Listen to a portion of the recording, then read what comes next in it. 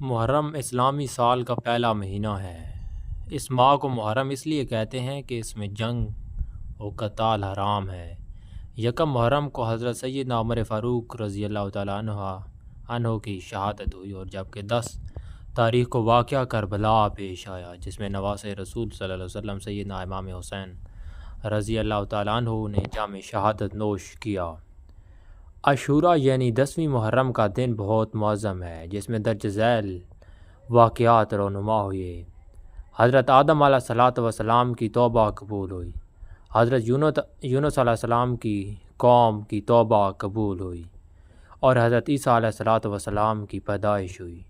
حضرت ابراہیم علیہ السلام پیدا ہوئے،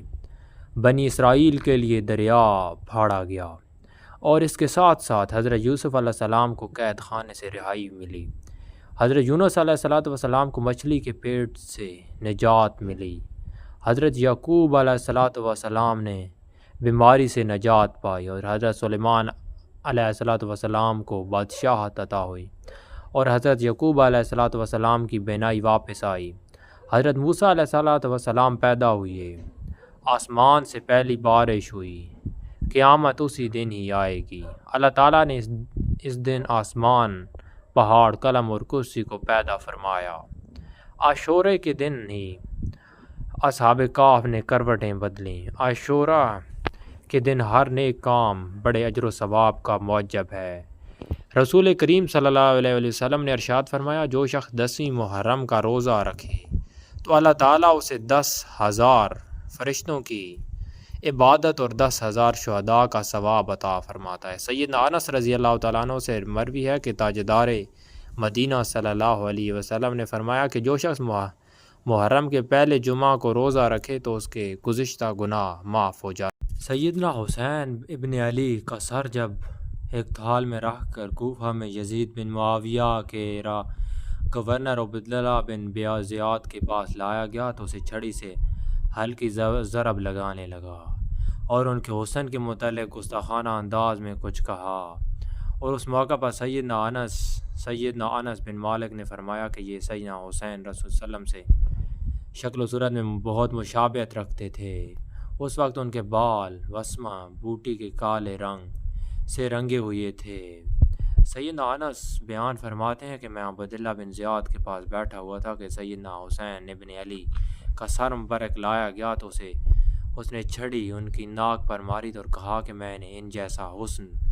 رکھنے والا کبھی نہیں دیکھا۔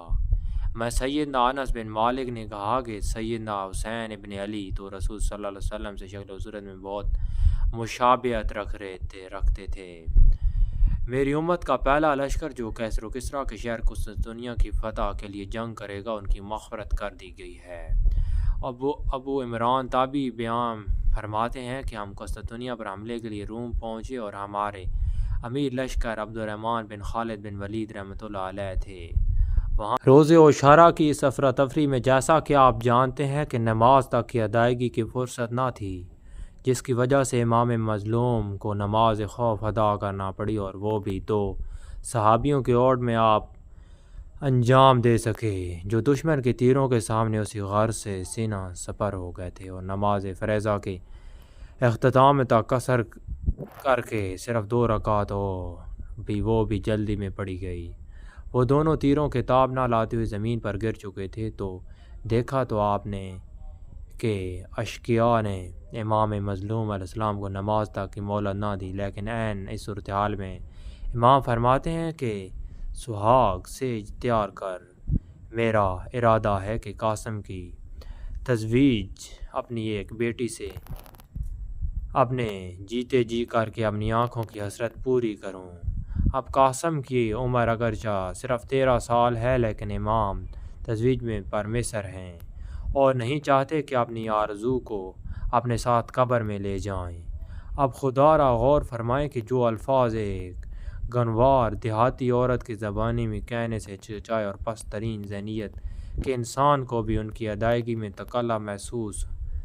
ہو، وہیں الفاظ ہمارے روزہ تراش اور حضرت امام علیہ السلام ابن امام کی زبان سے کتنے جذباتی انداز میں نکلوا رہے ہیں، وہ بھی جنگ کی اس رستاخیز کے عالم میں جہاں نماز کی بھی فرصت نہیں۔ ہماری قدیم تعزیہ خوانی میں عروسی قاسم مجالس کا جزو لانفیک رہی ہے، حالانکہ کسی بھی معتبر تاریخی حوالے سے یہ چیز قطعاً ثابت نہیں ہے اور نہ اس کا کہیں ذکر موجود ہے۔ حاجی نور فرماتے ہیں کہ عروسی کے اس قصے کا موجد ملاحظین کاشکی ہے۔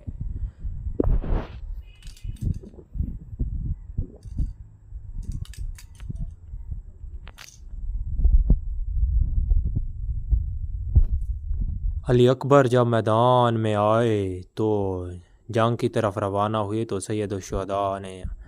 ام لیلہ سے فرمایا کہ میں نے سنا ہے ماں کی دعا بیٹے کے حق میں مستجاب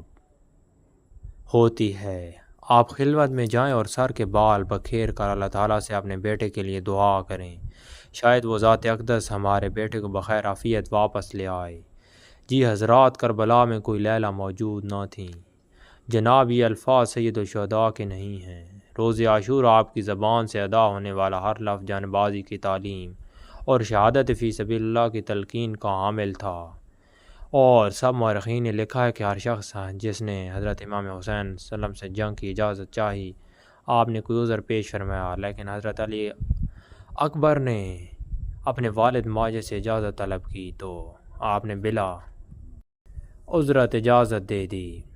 مگر جناب لیلہ وہاں کہاں تھیں؟ اس وقت نہایت بر وقت ایک چیز مجھے یاد آئی جو حیرت انگیزی میں اپنی نظر نہیں رکھتی۔ یہیں تہران میں چند سال ہوئی شہر کے ایک بڑے عالم کے گھر ایک مجلس میں ایک مولوی صاحب نے جناب لیلہ کے مصائب بیان میں ایک ایسی بات کہی جو میں نے اپنی زندگی میں کبھی نہیں سنی۔ مولوی نے فرمایا کہ جب حسب ارشاد امام علیہ السلام جناب لیلہ نے خلوت میں اپنے بال کھولے تو نظر مانی کی، اور اگر اللہ تعالیٰ علی اکبر کو میدان جنگ سے صحیح و سلامت لوٹا دے تو میں کربلا سے مدینے تک پورے 900 میل کے راستے میں ریحان اور خوشبودار پھول اگاؤں گی، اور ساتھ ہی مولوی صاحب نے دبی زبان میں ایک شعر بھی پڑھا۔